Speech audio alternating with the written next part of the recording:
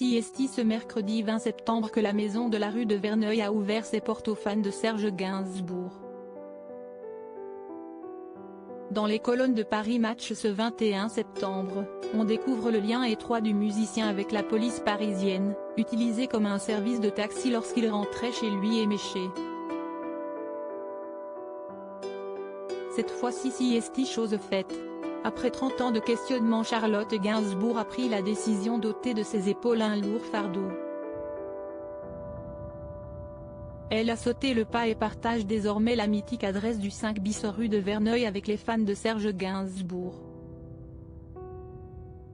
CST ce 20 septembre, que l'actrice et chanteuse de 52 ans a ouvert les portes de la maison au public. L'aboutissement d'années de travail et d'un long cheminement pour laisser au grand public la possibilité de rentrer dans l'intimité de son père, disparu dans la nuit du 1er au 2 mars 1991 des suites d'une crise cardiaque.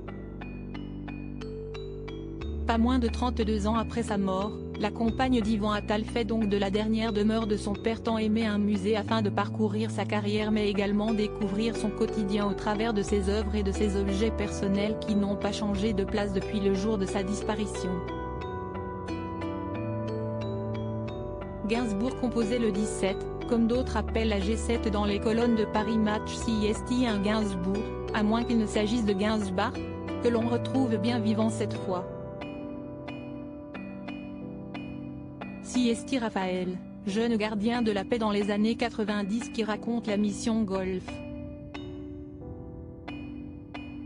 La mission Golf, une mission officieuse de la police, ramenait Serge Gainsbourg chez lui après certaines soirées mouvementées.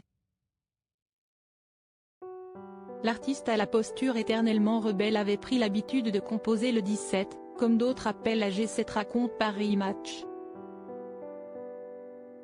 Le préfet était au courant, la hiérarchie couvrait mais bien sûr aucune trace écrite de cette curieuse tradition. L'équipage disponible et surtout volontaire se rendait à l'adresse indiquée, généralement le Palace, les bains-douches ou le bus Palladium pour le ramener à son domicile. On était borderline avec le règlement, reconnaît le policier, CST pour ça que tous les collègues ne voulaient pas prendre le risque d'accepter les missions Golf. Rapidement devenu parmi ses préférés, Raphaël a sympathisé avec le chanteur qui connaissait la règle. Serge savait parfaitement que si on était sollicité pour une intervention sérieuse, on le planterait aussi sec sur le trottoir. Serge Gainsbourg s'amusait de ce petit privilège et appréciait comme un enfant que le gyrophare soit enclenché. Mais le deux-ton encourageait-il ? Je suis le seul mec bourré de Paris qui appelle la police quand il veut rentrer chez lui, se vantait-il. Ce à quoi le flic amusé répondait, je ne suis pas Whitney Houston, si tu nous parles mal tu descends de la voiture.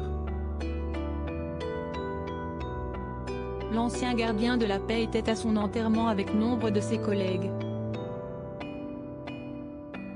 C'était un mec bien, pas pédant, qui nous traitait bien.